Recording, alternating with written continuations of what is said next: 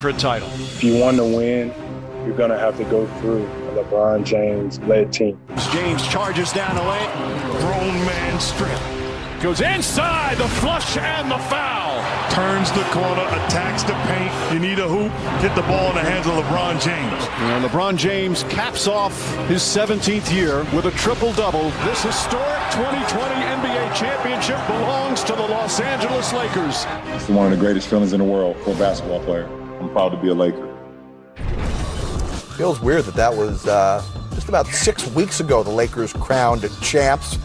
And we've got just over a month until the next season starts, and the Lakers are making moves. I mean, Rob Pelinka, he is not sitting on his hands. Take a look at what they've done over the last couple of days. Adding in Schroeder, Wesley Matthews, Montrezl Harrell. They continue to get better, it looks, getting rid of Danny Green, Dwight Howard, Rondo, and Avery Bradley as well. Let's bring back in Channing Frye and Tom Penn. Channing, are the Lakers better today than they were almost 6 weeks ago in Game 6 when they clinched title number 17? Not even close. Absolutely. They are better because now this team is built for the next 2 or 3 years. If something happened to Braun, Schroeder's a starter. Montrezl Harrell plays starter minutes, right? Wesley Matthews plays starter minutes. All of these guys are winners and have opportunities to really make impact on this team. And so that's what's dangerous. It's like, and I'm best friends with Braun, and I called him and said, how the heck did y'all do this? Like, what?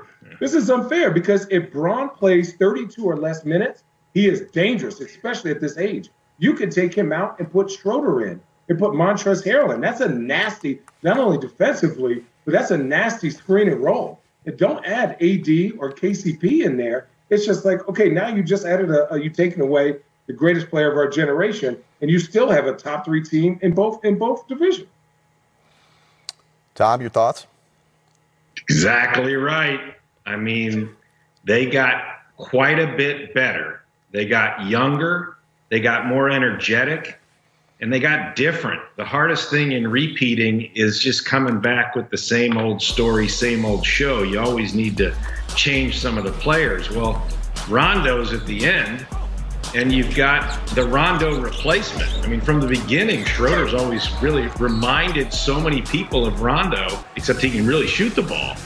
And then Montrezl Harrell is just energy, effort, grit, grind. And that's what they're going to need as they come back and look to repeat. You get that kind of explosive ability coming off the bench, 6th man of the year. Plus, you took him out of the locker room right down the hallway, and they're your biggest rivals. So just been a brilliant 48 hours for the Lakers. And they still have room to go. You saw those question marks on the screen. They're going to fill those in with quality ring chasers. They're going to get more shooting. They'll get another wing defender. They're going to get some things that make a difference. It's really, really been an impressive 48 hours for them. Channing, since you already name-dropped that LeBron is your best friend, let's go inside your brain here and take advantage of this relationship. How do you see him managing this season with the condensed offseason? I think, to be honest, I don't know if he ever really had an offseason. Even when we won in 2016, a week later, he was already riding on the bike, taking care of his body. That's one thing about that man is his dedication to this craft. And I think, you saw him with his, the number 4 up. This guy wants as many rings as he could possibly get, and is always going to do what's best for himself, his body, and his team. So right now, he's probably in some cryo chamber, eating some vegan food, working out, late night, doing whatever he needs to do for him to be ready. But he also knows how long this season is, and he's also surrounded himself, and Rob surrounded him with players if he needs to be on a minute restriction for the first month. Probably drinking some of that new Channing Frye wine that he got. None about Scott. I hope so. Listen. Let's talk about more Saturday moves, fellas. Whip around here and mention Avery Bradley, who goes from the Lakers to the Heat, inking a 2-year, $11 million deal. Jimmy Butler reportedly played an active role in recruiting Bradley to the Heat. Remember, Bradley, a big piece for the Lakers last season. However, he opted not to enter the bubble due to family health concerns. Miami also added defensive stopper Mo Harkless, and the Heat got him at a bargain, relatively speaking. 1 year, $3.6 million. This will be his 5th team in 9 seasons. Last year, Harkless split time with the Clippers and Knicks. The East champs did lose Jay Crowder. He signed with Phoenix, the Suns putting in work. Crowder got $29 million over 3 years from the Suns. Also a well-traveled player. The Suns will be Crowder's 7th team. When we return on this Free Agent Fever edition of Game Time, why did Fred VanVleet decide? Really young core. Now, if he does, then okay, maybe. But still, I think 120.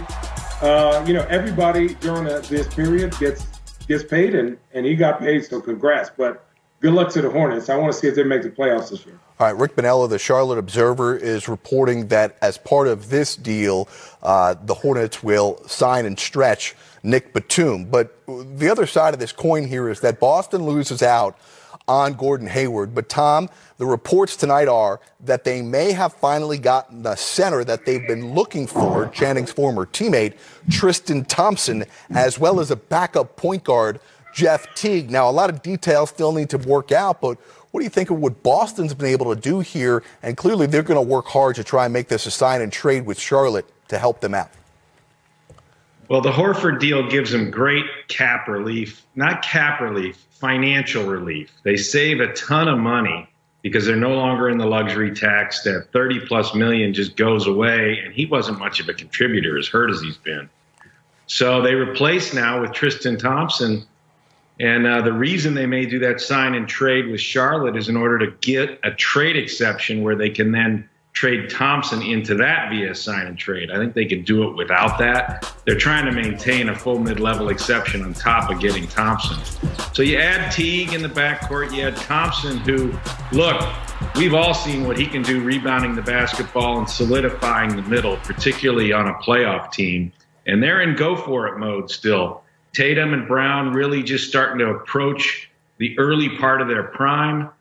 They've lost veteran year after year with Kyrie leaving and Horford and now Hayward, but they continue to be a very relevant team in the East, and Thompson's going to help them quite a bit. All right, so that's the deal from Boston's standpoint. They get out from underneath the money from Gordon Hayward, and it looks like they'll get Tristan Thompson and Jeff Teague, with those details still yet to be worked out. Another big deal that got done on Saturday is the guy that maybe half the league would have loved to have. Fred VanVleet signs the largest contract for an undrafted player in NBA history. VanVleet stays with the team he helped win its first title, getting $85 million over 4 years. Coming up on this edition of Game Time, Doug Smith, beat reporter of the Toronto Star, joins us to discuss VanVleet staying and how much it means and what else is next for the Raptors. Meanwhile, the Atlanta Hawks continue to do work. Not only did they get Gallinari on day one of free agency, but on day two, look what they do to surround Trae Young in the backcourt. Some defensive-minded guys, some leadership. Rondo coming over from winning a championship with the Lakers, and Chris Dunn, one of the premier perimeter defenders in the league, signed to the Hawks. And there's also reports tonight that the Hawks are still actively pursuing with their cap space Bogdan Bogdanović, who last year played with the Sacramento Kings. So, Channing, what's your take on what Travis Schlenk and the Atlanta Hawks have done? Personally, I like it. Personally, I love it. I think Trae Young is a special talent. They've seen enough. They know what they need to surround him with. If Rondo is healthy, he's bringing leadership, preparedness, expectations to win every night. Gallinari's been a pro. When he's healthy, he's very dangerous. He's a matchup problem. You saw what he did in OKC. Chris Dunn is a steady guard. Obviously, he's going to help them on the defensive end. And the fact that they're going for it is putting pressure on Trae Young that, hey, you're an all-star now. Now we need you to win. You shown us as one of the 20 best players in the NBA. We need you to win, and we're going to surround. And you have the other guys that they drafted last year. Depending on what happens with Collins, I like this team. Again, I have them in that bunched-up group with the Orlando Magic, the Hawks, the Wizards. In Chicago is that team vying for that 7th and 8th spot. And Tom, Travis Schlenk still has some money to play with. Yeah, this is one of those situations, looking at the year, would they have enough talent to fill up all that cap space they had? They've done a pretty nice job here. You know, Gallinari's a terrific locker room guy. Rondo's really hit or miss. You don't know what you're going to get. Remember what happened down in Dallas. Things can go haywire with him. They gave him quite a bit of money. So, you know, you don't know which Rondo you're going to get. But for them, when you look last year, you know, all the production for the Hawks came out of their youth, which is what you want when you're trying to build. And then they add to that youth with Okongwu. So they've got all their hope and promise for the future in building everything around Trae Young. Well, it's time to bolster Trae Young and his brilliance, and Collins and Hunter and all the other Reddish, the young talent they have, with this veteran mix that Channing did a great job of describing. So it's a nice next step to get them legit and get them into the playoffs. And then see if their greatness can evolve to where they can be really interesting in a couple of years. Nice to see teams being aggressive and going forward, even if it doesn't mean championship or bust. It means, as Channing said, vying for that play-in round of the playoffs at 7 or 8 in the Eastern Conference. Let's go back to the Western Conference. Another former teammate of Channing Frye, Carmelo Anthony, signing another one-year deal with the Blazers. Channing, we could never have imagined a year ago how good of a fit this was. Why do you think Melo agreed to take another one-year deal to remain with the Blazers? I think what they've done here with the Blazers, obviously I live in Oregon, so I've watched a lot of it, and it's this leadership. They allow him to have the voice. They run specific plays for him, and he's the third guy. So for him, the pressure's not on to always get 25, 20 a game. Certain games he's got to get 10, and if he's rolling, he's going to get his shots. They're going to look for him.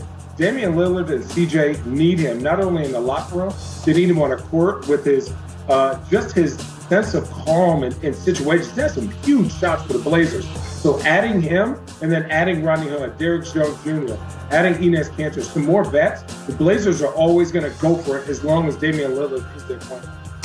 Great offseason so far by Neil O'Shea and the Portland Trail Blazers. Channing and Tom, come back with me on Game